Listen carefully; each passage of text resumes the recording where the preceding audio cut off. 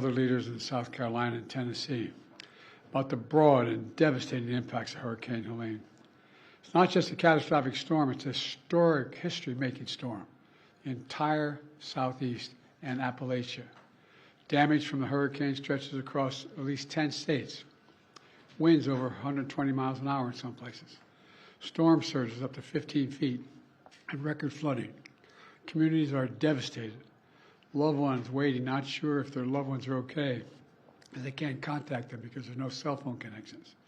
Many more folks displaced with no idea when they'll be able to be returned to the home, if ever, if there's a home to return to. So we're keeping them all in our prayers, and all the lives lost, and those particularly unaccounted for. There's nothing like wondering, is my husband, wife, son, daughter, mother, father alive?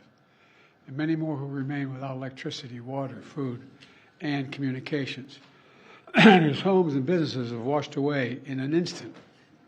I want them to know we're not leaving until the job is done. I also want you to know I'm committed to traveling to the impacted areas as soon as possible, but I've been told that it would be disruptive if I did it right now. We will not do that at the risk of diverting or delaying any of the response assets needed to deal with this crisis. My first responsibility is to get all the help needed to those impacted areas. And I expect to be there, excuse me, I have a cold. I expect to be there later this week. I and my team are in constant contact with the governors, mayors, and local leaders. The head of FEMA, Deanne Griswold, is on the ground now in North Carolina. She's going to stay in Asheville and Appalachia region for the foreseeable future.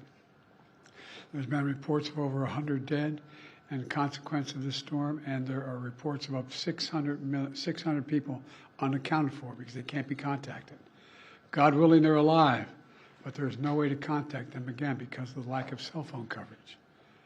I've directed my team to provide every available resource as fast as possible to your communities to rescue, recover, and to begin rebuilding. In addition to FEMA, it includes the Federal Communications Commission to help establish communications capability, the National Guard, the Army Corps of Engineers, and the Department of Defense are going to provide all the resources at its disposal to rescue and assist in clearing debris and delivering life-saving supplies. So far, that's over 3,600 personnel deployed. That number is growing by the day. I quickly approved requests from governors of Florida, North Carolina, South Carolina, Tennessee, Georgia, Virginia, and Alabama for an emergency declaration.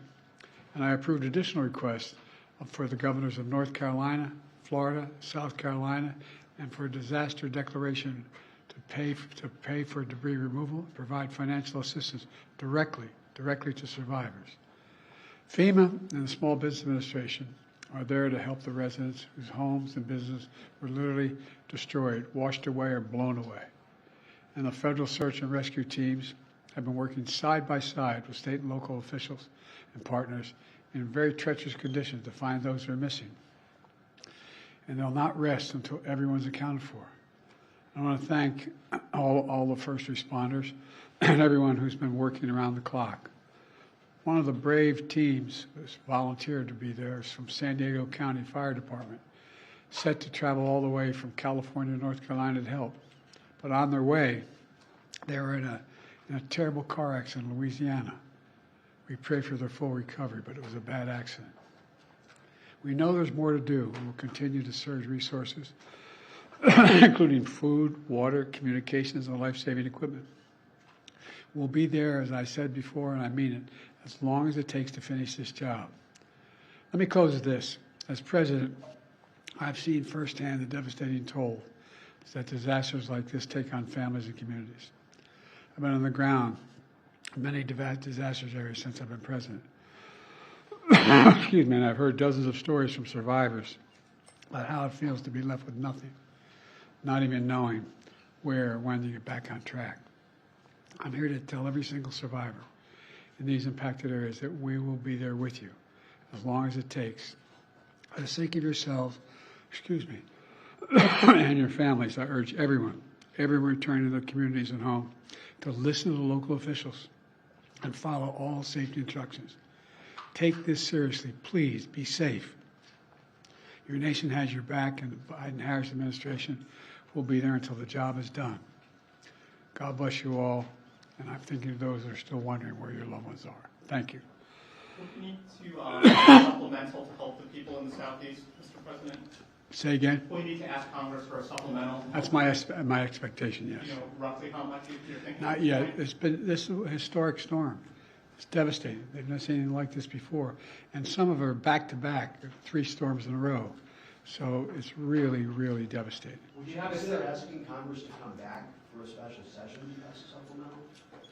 That is something I may have to request, but no decision's been made yet. Do you have a sense of where you'll go when you are able to go, sir? Yes, I told the governor of North Carolina to go down, and I expect to be down there by Wednesday or Thursday. It would be clear for me to go. You guys have traveled with me. You know, there's an entourage. This can be disruptive. Is there a mistake for President Trump to be down there today in Georgia? Is that disruptive? I don't have any idea. On another issue, on the other side of the world in the Middle East, it's our understanding. I'm going to stick with this. What's that? I'm going to stick with this subject, but go ahead. Well, just the fact that Israel may be now launching a limited operation into Lebanon. Are you aware of that? Are you comfortable with their plans? I'm more aware than you might know, and I'm comfortable with them stopping. We should have a ceasefire now. Thank you. Do you expect Iran to retaliate? On the hurricane, Mr. President, why weren't you and Vice President Harris here in Washington commanding this weekend? I was commanding. I was on the phone for at least 2 hours yesterday and the day before as well. I command. It's called a telephone. All my security people. Is it not important for the country to see? State the obvious, over the weekend, a devastating